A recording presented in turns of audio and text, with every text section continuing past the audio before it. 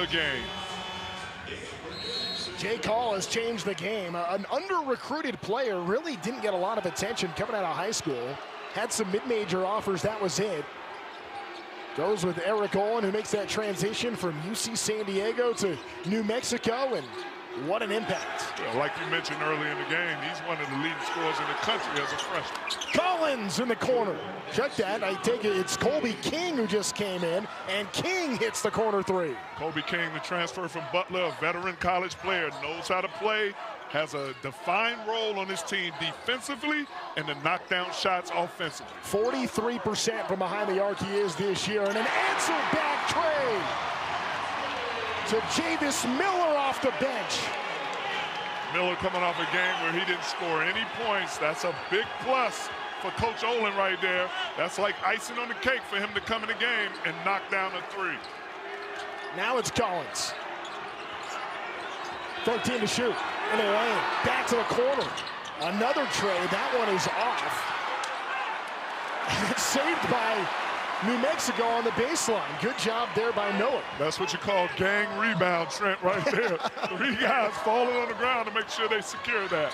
Let's make sure the floor's clean after that one. Miller shot fake. Settles for a much better look, but left it short.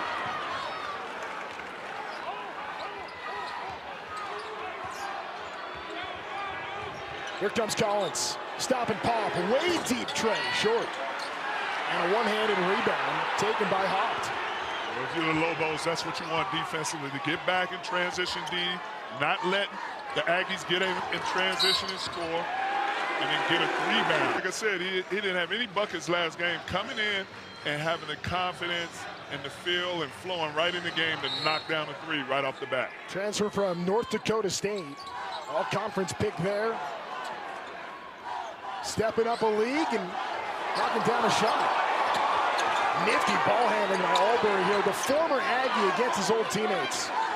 Here he goes again. Albury splitting 2 defenders but missed the lane. Allen in transition. Gets by everybody and right to the bucket. And that is where the Aggies are at their best, getting the defensive stop with their intensity and getting out in transition. Hall with the travel is going to give it right back to you. He can facilitate one by playing and making a pass or creating one for himself. Haupt ends up getting his own rebound on the missed free throw. A second chance coming. Went to Rock. Might have been intended for Chol. Back in the hands of Haupt. 8 seconds. 2 defenders on him, and gets to be a key player for New Mexico, but he's missed quite a bit of time this year. Haupt's father has known Eric Olin forever. He was a head coach in the San Diego area at St. Augustine. Another missed free throw and a man down and a lot of pain. And for Keller, such an important piece, not just for what he brings to the starting group, but allowing guys like Carson Templin and Gary Clark to have their roles coming off the bench and really help that second unit. Yeah, Keller is a guy that provides interior defensive presence and physicality, so they will be missing that on the court. Allen got away with dragging the pivot foot, able to get it to Falslev, who hits the three. Eric Olin's begging for a travel call. I think he's got a point. Do you see Falslev right there? He's always on the move. He knows how to find open spots.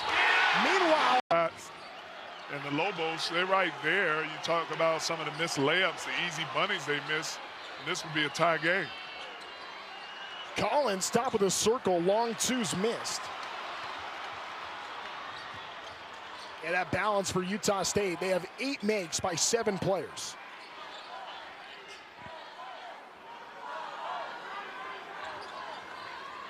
This is Haupt. Rock with a shot fake, now Tennant with the second unit on for the Lobos. Tennant splits his defender, gets around Collins and scores. And that was just not panicking in the paint while he was trying to find somebody to pass to and just using his footwork to go around the defender. Lobos trying to give this crowd something to get into.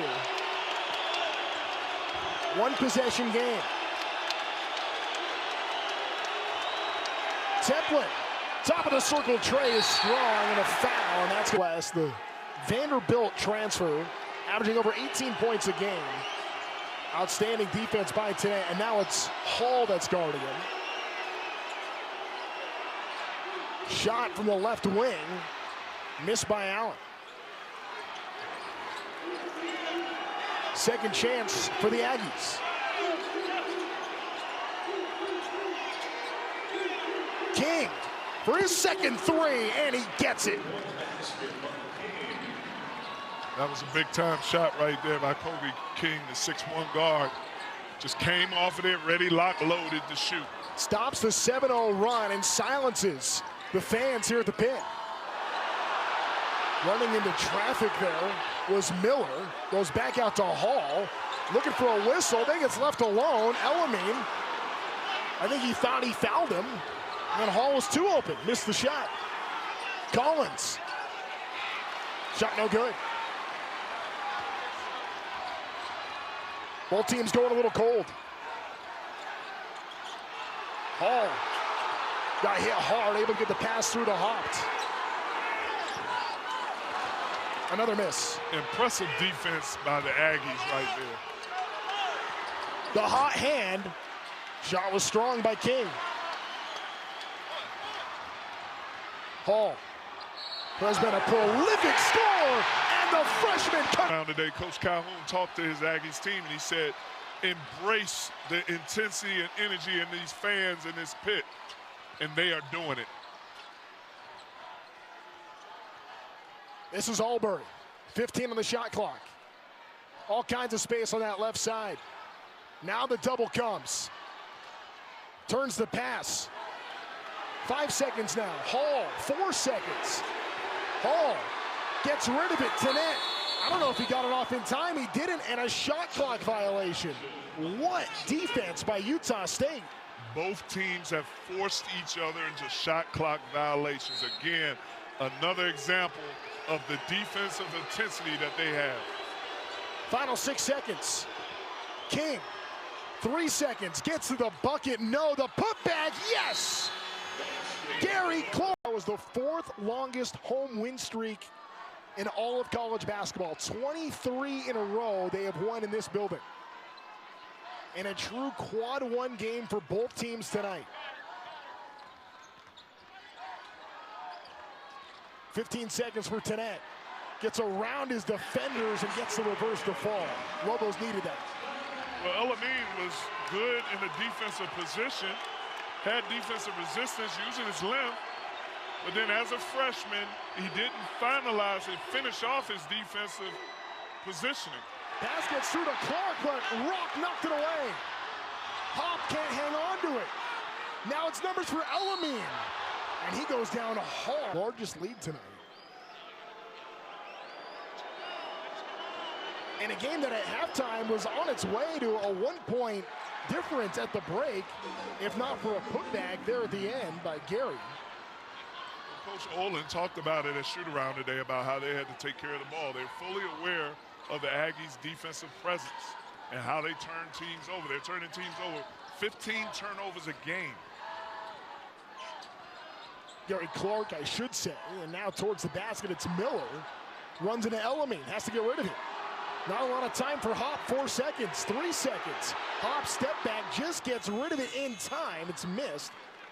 And the rebound is off to the Aggies.